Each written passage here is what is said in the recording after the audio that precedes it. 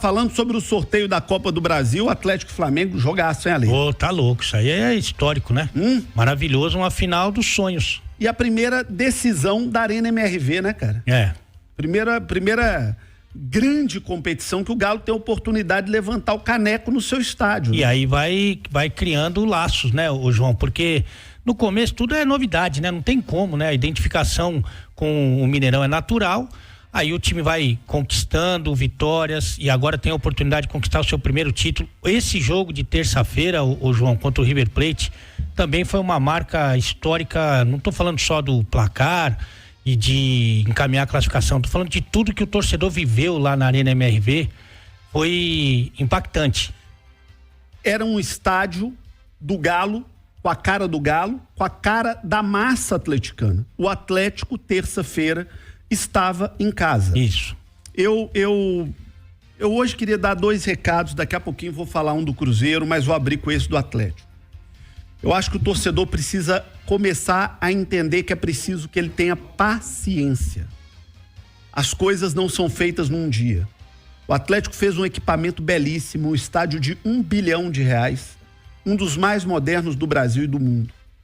Tatiaia Esporte, com o jogo de terça-feira contra o River Plate, o Galo alcançou a marca de 84% de eficiência em termos de arrecadação.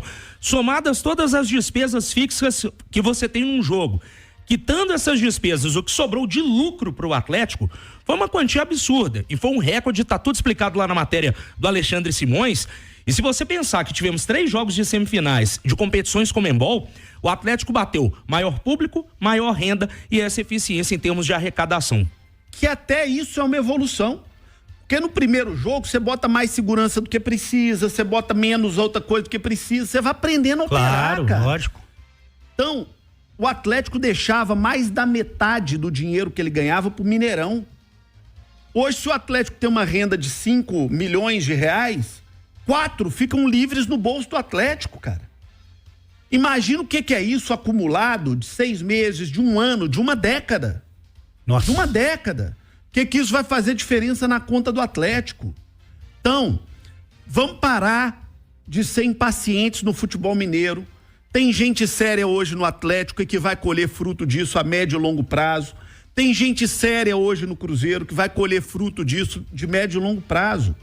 Cruzeiro e Atlético não estão mais na mão de picareta, de vagabundo que sangrava o clube para ganhar dinheiro. Tem um montão de coisa que não dá certo, outras coisas que dão certo. E no momento mais importante da temporada, que são esses jogos de mata-mata, reta final dos campeonatos, das Copas, e tá evoluindo e vai evoluir muito mais, porque é um cara que entende muito de futebol e o principal, né, João? Ele conta com a simpatia dos jogadores. Os jogadores entendem que ele é um cara trabalhador, que é um cara honesto e tá fazendo um grande trabalho, sem dúvida alguma. E conta com a simpatia da diretoria também. No pior momento dele, eu falei aqui de uma conversa que tive, disse isso aqui no ar, no programa. Verdade. De uma conversa que eu tive com o Rafael Menin, que falou o seguinte: não vamos trocar de técnico. Entendemos que ele tem as bases para fazer um grande trabalho a longo prazo. E o Atlético acreditou, o Atlético fez o contrário do que é o natural do futebol e vai por um caminho que dá certo. Então, para a torcida do Galo, gente, tem que ter paciência. O Atlético tem tudo para ir na próxima década ganhar muita coisa importante, crescer muito no cenário. Ter paciência, né, gente? Realiza na manhã desta sexta-feira o último treinamento antes do duelo contra o Internacional pela Série A do Campeonato Brasileiro. O time que voltou aos treinamentos na quarta-feira, após a vitória sobre o River Plate na Libertadores, e o Milito, que tem poupado os atletas titulares, não levará a campo certamente os seus principais jogadores contra o Internacional, pensando no jogo da volta contra o River Plate. A massa está ansiosa para saber quando volta o Matias Zaratio. Pois é, o meia argentino está em fase final de tratamento de uma hérnia do Sport. Fez ontem uma atividade à parte com o grupo e depois seguiu o trabalho de preparação física. A tendência é que ele esteja à disposição para o jogo contra o River Plate. Já o meio-atacante Bernard segue se recuperando da lesão no joelho direito, fez fisioterapia e corridas em volta do gramado.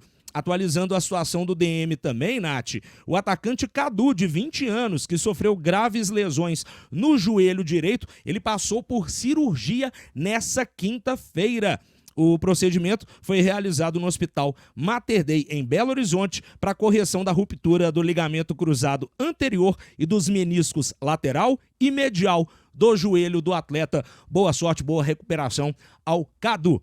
Pensando no provável Atlético para esse jogo contra o Colorado, considerando que o Milito coloque um time alternativo em campo, ele deve mandar a seguinte formação para enfrentar o Inter: Everson, Saravia, Igor Rabelo, Bruno Fux e Rubens, Otávio, Paulo Vitor ou Alan Franco e Igor Gomes na frente, Alisson, Vargas e Allan Kardec. Isso aí, torcedor atleticano, ficamos por aqui com mais um vídeo. Se você gostou do vídeo, deixa o seu like, se inscreve no canal, ative as notificações e compartilha esse vídeo aí também para mais atleticanos receber nossos vídeos em primeiríssima mão, e a gente está debatendo aqui os assuntos diariamente sobre o Atlético Mineiro.